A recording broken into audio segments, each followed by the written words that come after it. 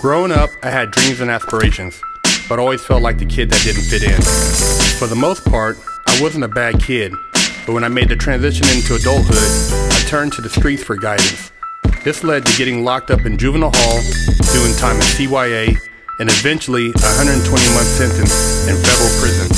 I had a lot of time to think and reflect during my federal sentence, so I share with you what I learned, hoping I can positively influence someone else's life with Prison Talk.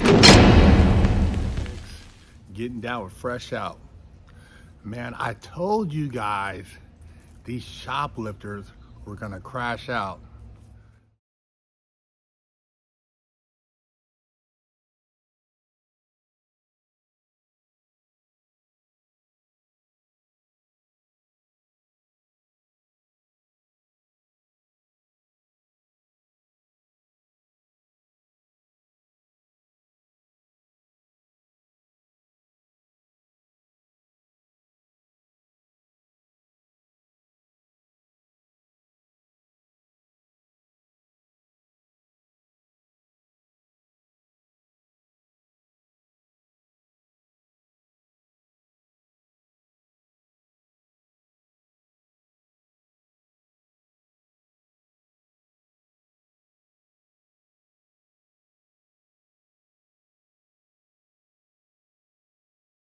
That's a felony? New laws. Stealing is a felony. And this is Orange County. They don't play. That's why I asked what county is this. That's where I went to jail last year and got on probation for a year for stealing out of Target. These three females decided to go to Orange County, the OC, and do some shopping. But they didn't intend to pay for anything. They thought they were just gonna fill their bags up, walk out to their cars, have a Merry Christmas, and it didn't play out that way. That Proposition 36 now is cracking down on retail theft after the fact, after they done ran through and destroyed businesses and ransacked mom and pop stores. Everybody's like, oh, the insurance will cover it. No, it won't. Not the mom and pops. After a while, the insurance rates go up and they have to close their doors. And you got people who are able-bodied basically thinking that it's a come-up. And I don't know how long they thought they could continue to steal. Like this just, I'm just not gonna pay for nothing no more, no time soon. I mean, you got away with it for however many years when you had these truck prosecutors not doing anything and basically endorsing criminal behavior because, like I told you, I say truck because they are trucks, because they tricked you into thinking that there's no consequence for your action. It's a psychology move. It's just like with everything else. You guys thought by wearing the mask and the hoodie that you wouldn't be able to be identified when you were stealing. Come on, man. These people do things by scientific algorithms.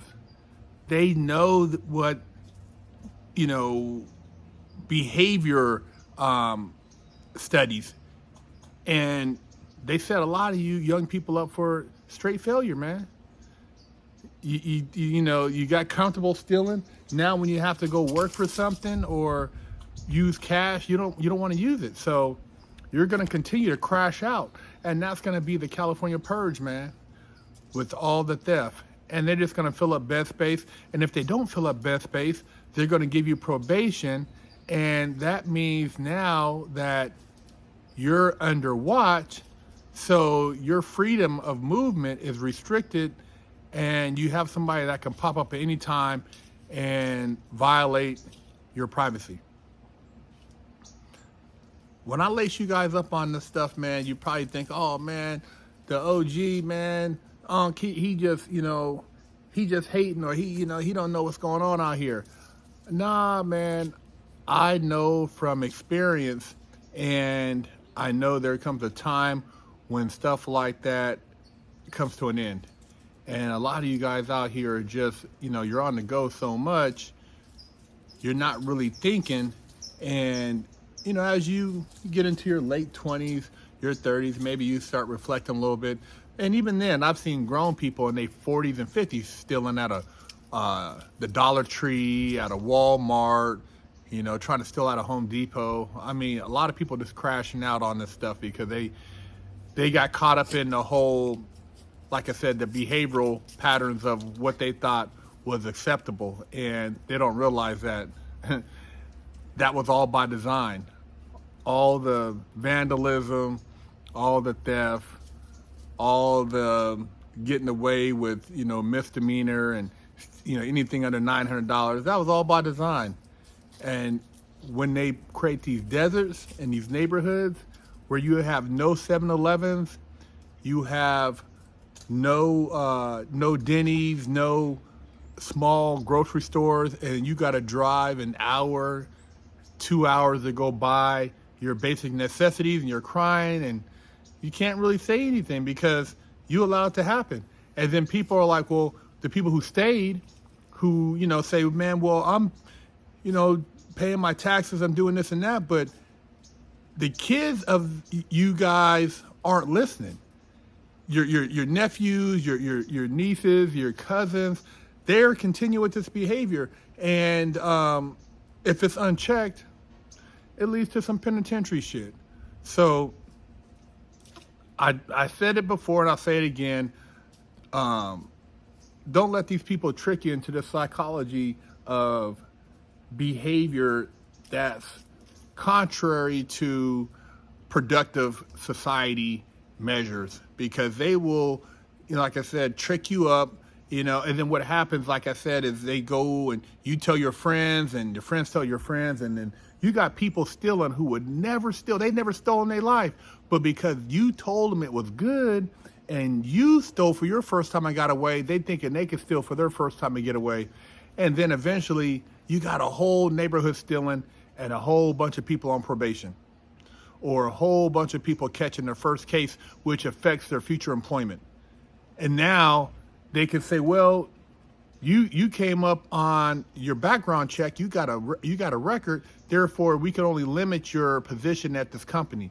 See what I'm saying? It's like they play you, man. These people, now they got somebody else coming in, and you like looking stupid because you can only go so far because you can't pass the security check, the security clearance at a particular job, because you got a felony for stealing at a Sephora, Walmart, Target, TJ Maxx, wherever you were stealing from.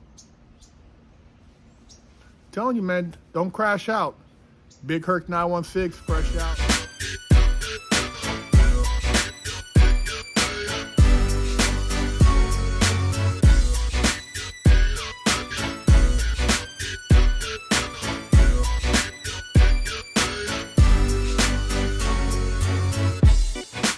Lockdown's over. Get your yard time in. To pick up a limited edition GTA poster signed by me for $10, or with your purchase of a Wig Splitter Porsche t-shirt, I'll throw in a free poster signed by me for you.